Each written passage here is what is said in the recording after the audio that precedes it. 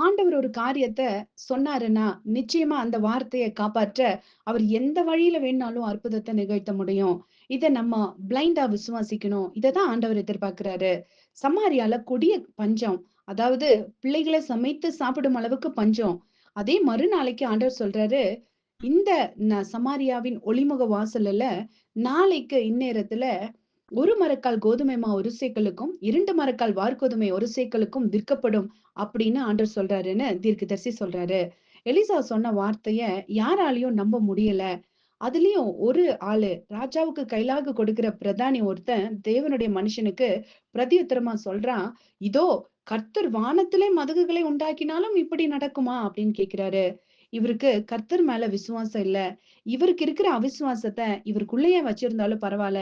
இவரோட அவிசுவாச வார்த்தைய அந்த இடத்துல அவரு கத்தி பேசுறாரு.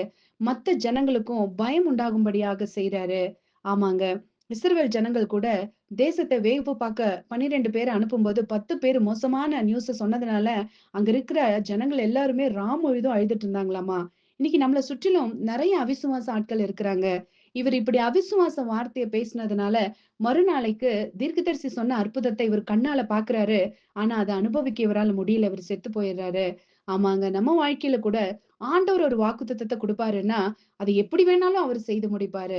அத நம்ம பிளாங்க்கா நம்பணும், விசுவாசிக்கணும். என்னோட வாழ்க்கையில ஆண்டவர் ஒரு காரியத்த செய்யணும்னு நெனச்சா, அது எந்த வகையிலும் எப்படியும் செய்து முடிப்பார். அத பத்தி நான் யோசிக்கவே மாட்டேன். நான் ஆண்டவர நம்பத்தான் செய்வேன்னு சொல்லலாம்.